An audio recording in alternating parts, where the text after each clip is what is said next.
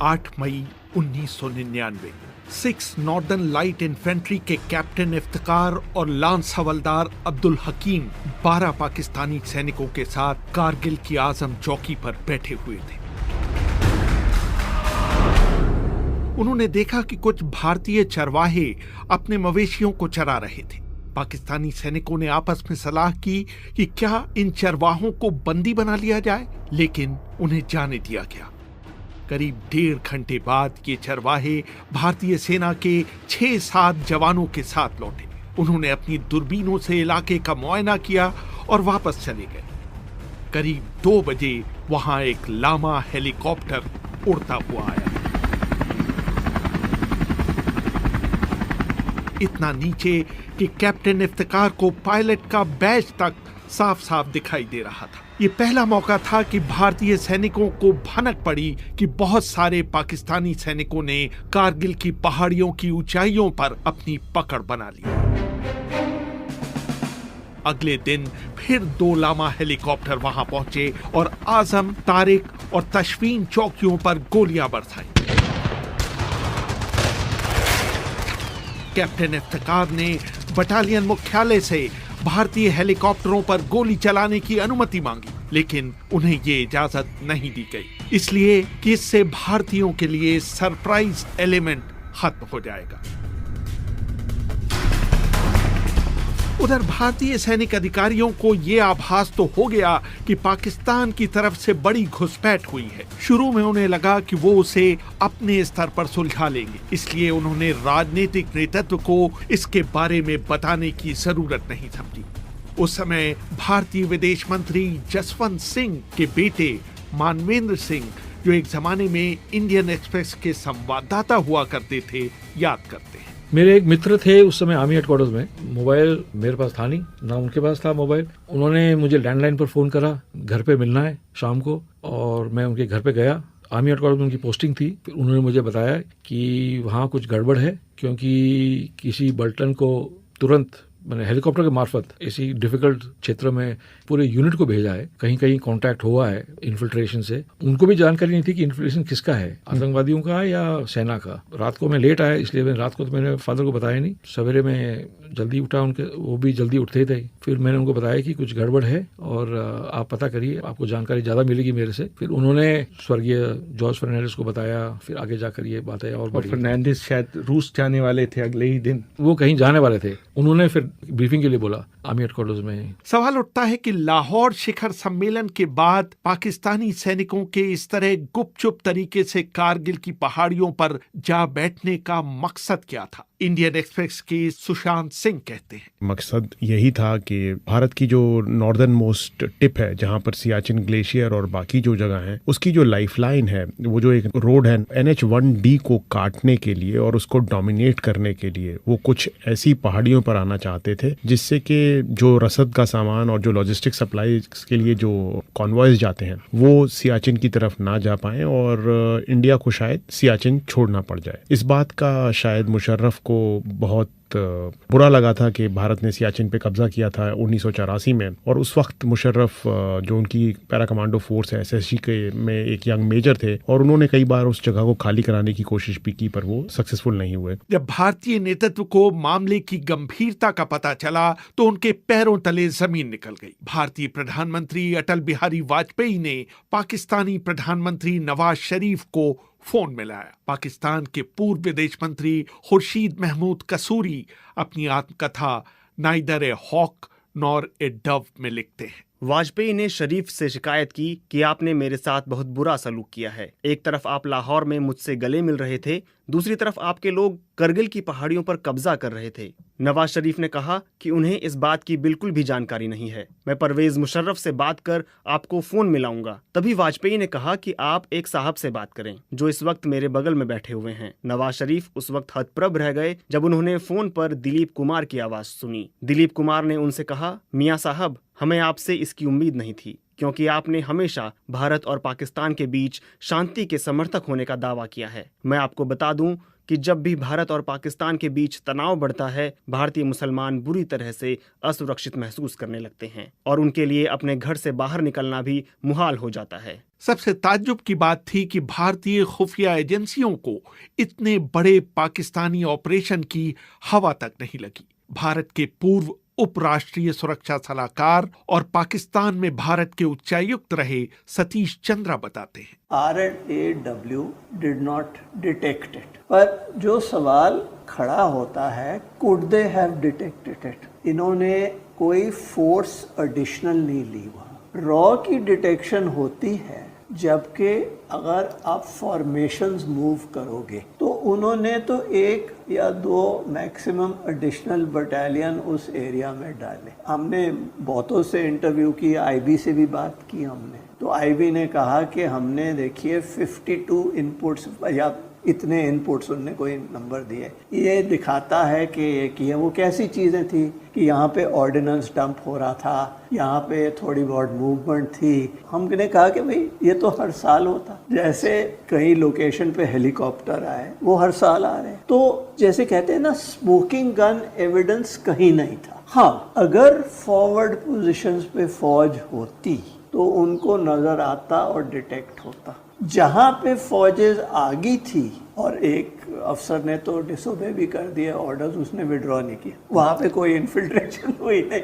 फौज जो होती है, इट इज़ नॉट ए चौकीदार फोर्स। फौज जो होती है वो जंग के लिए होती है, जहाँ पे अटैक होता है। It is not to do BSF job. लेकिन इसके बावजूद इसका जिस तरह से भारतीय सेना ने सामना किया, उसकी कई हलकों में आलोचना हुई। पूर्व लेफ्टिनेंट जनरल HS पनाग कहते हैं, मैं कहूंगा कि एक स्ट्रेटेजिकली एक ब्रिलियंट प्लान था कि एक खाली इलाके को, बहुत बड़े इलाके को आके उन्होंने उसके ऊपर कब्जा कर लिया। हमारी जो लाइफलाइन है लद्दाख की, जो रोड जाती है श्रीनगर से जोजिला पास से होकर लेह को और आगे सियाचिन ग्लेशियर तक जो मेंटेन करती है, जो सिर्फ समर्स में खुलती है, उसके ऊपर हावी हो गए। ये एक बहुत बड़ी अचीवमेंट थी उनकी, टैक्टिकली एक बहुत बड़ी सक्सेस थी उनकी इस लेवल को आके कब्जा कर लिया। लेकिन स्ट्रैटेजिकली क्या के एंड में क्या होने वाला है, आगे क्या होगा, ये उन्होंने सोचा नहीं था। 3 मई से लेकर जून के पहले हफ्ते तक जो हमारी परफॉर्मेंस थी वो बिल्कुल बिलो पार थी, और मैं कहूंगा कि हमारी परफॉर्मेंस शर्मनाक थी पहले 1 महीने। उसके बाद जब 8 डिवीजन ने चार्ज लिया और फिर हमें थोड़ा सा उस बात का एहसास हो गया कि इस इलाके में कैसे ऑपरेट करना है, डेफिनेटली ये एक बहुत मुश्किल ऑपरेशन था। क्योंकि एक तो पहाड़ियां जो है उनके ऊपर उनका कब्जा, आप नीचे हो वो ऊपर है, ये सबसे मुश्किल ऑपरेशन होता है। जैसे कि आप आदमी सीढ़ियों के ऊपर खड़ा हुआ है, आप नीचे से चढ़ के उसको नीचे उतारने की कोशिश कर रहे हैं। और दूसरा ऑक्सीजन की कमी। तीसरी बड़ी बात ये थी कि कुछ हद तक हमारी ट्रेनिंग भी इस मामले में ऑफेंसिव में कमजोर थी। जनरल परवेज मुशर्रफ ने भी बार बार दोहराया कि उनकी नजर में ये एक बहुत अच्छा प्लान था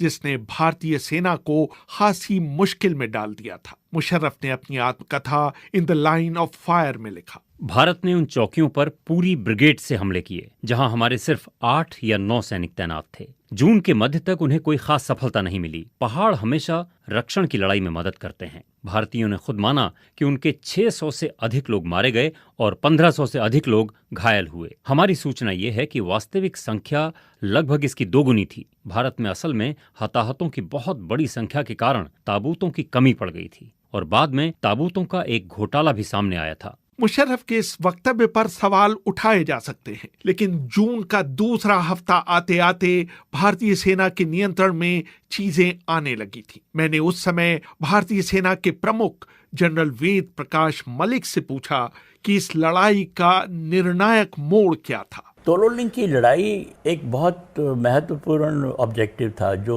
रोड को डोमिनेट कर रहा था, और उसमें 4-5 दिन की लड़ाई चलती रही। और तो और वो इतने नज़दीकी हम लड़ाई लड़के एक दूसरे को, वो लोग गालियां भी दे रहे थे, पत्थर के पीछे छुप के ऐसी बातें हो रही थी। कुछ उनके संगर भी थे, चाहे वो हाइट पर थे, पर हमारे जो जवान और अफसर थे उन्होंने छोड़ा नहीं। उसमें कुछ कैजुअल्टीज हमारी ज़्यादा हुई। 6 दिन तक तो हमको भी थोड़ा सा घबराहट सी थी कि भाई क्या होगा इसका, लेकिन जब वो सक्सीड किया उन्होंने, फिर उसके बाद में मुझे भरोसा हो गया अपनी ट्रुप्स के ऊपर, अपने ऑफिसर्स के ऊपर, और ठीक है अभी हम इनको काबू में कर लेंगे। ये लड़ाई करीब 100 किलोमीटर के दायरे में लड़ी गई, जहां करीब 1700 पाकिस्तानी सैनिक भारतीय सीमा के करीब 8 या 9 किलोमीटर अंदर घुस आए। इस पूरे ऑपरेशन में भारत के 527 सैनिक मारे गए और 1363 जवान आहत हुए। एक फौज में सेइंग होती है कि माउंटेन्स ईट्स ट्रूप्स। नॉर्मल जगह पर प्लेन्स में अटैकिंग फोर्स में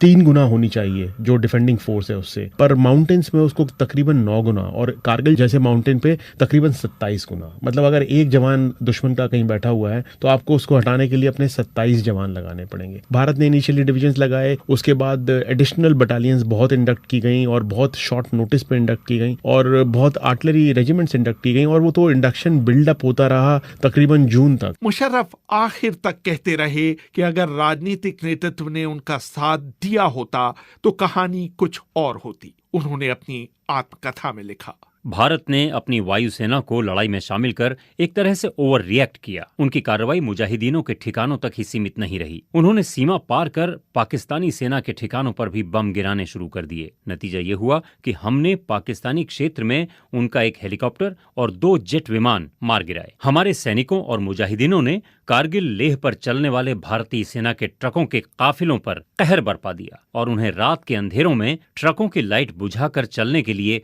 मजबूर कर दिया। ये पहला मौका था जब किसी लड़ाई को सीधा टेलीवाइज किया गया। लाइव मीडिया कवरेज ने इस लड़ाई को न सिर्फ भारत के घर घर पहुंचाया, बल्कि बाहरी दुनिया को भी संदेश गया कि पहल पाकिस्तान के सैनिकों ने की थी। What you heard right behind you were the sound of Bofors guns directly targeting the top of Tiger Hills, the prelude to the final assault. Also going on simultaneously are multi-barrel rocket launchers also attacking the same positions on Tiger Hills. जून के दूसरे सप्ताह से भारतीय सैनिकों को जो momentum मिला वो जुलाई तक जारी रहा। आखिरकार नवाज शरीफ को युद्ध विराम के लिए अमेरिका की शरण में जाना पड़ा। अमेरिका के स्वतंत्रता दिवस यानी 4 जुलाई को क्लिंटन और नवाज शरीफ की बहुत अप्रिय परिस्थितियों में मुलाकात हुई। उस मुलाकात में मौजूद क्लिंटन के दक्षिण एशियाई मामलों के सहयोगी ब्रूस राइडल ने अपने एक पेपर अमेरिका's डिप्लोमेसी इन 1999 कारगिल समिट में लिखा, एक मौका ऐसा आया जब नवाज ने क्लिंटन से कहा कि वो उनसे अकेले में मिलना चाहते हैं। क्लिंटन ने कहा कि ये संभव नहीं है। ब्रूस यहाँ पर नोट्स ले रहे हैं। मैं चाहता हूँ कि इस बैठक में हमारे बीच जो बातचीत हो रही है उसे लिखा जाए। क्लिंटन ने कहा, मैंने आपसे पहले ही कहा था कि अगर आप बिना शर्त अपने सैनिक नहीं हटाना चाहते तो यहाँ ना आए। अगर आप ऐसा नहीं करते तो मेरे पास वक्तव्य का मसौदा तैयार है जिसमें कारगिल संकट के लिए सिर्फ और सिर्फ पाकिस्तान को दोषी ठहराया जाएगा। इसके बाद तो क्लिंटन की नाराजगी बढ़ती गई। उन्होंने कहा, मैंने आपसे कई बार ओसामा बिन लादेन को अफगानिस्तान से पकड़वाने में मदद करने के लिए कहा है, लेकिन आपने अब तक कुछ नहीं किया है, बल्कि आपकी आईएसआई तालिबान और लादेन के साथ मिलकर काम कर रही है। नवाज शरीफ के चेहरे पर हवाइयां उड़ने लगी थी।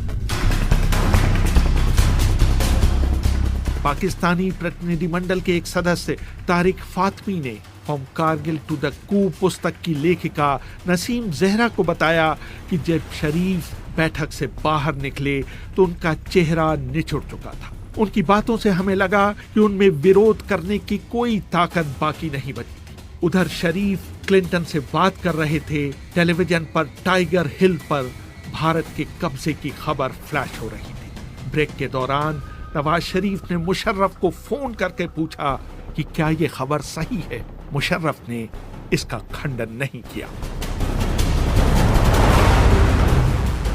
रेहान फजल, BBC, दिल्ली।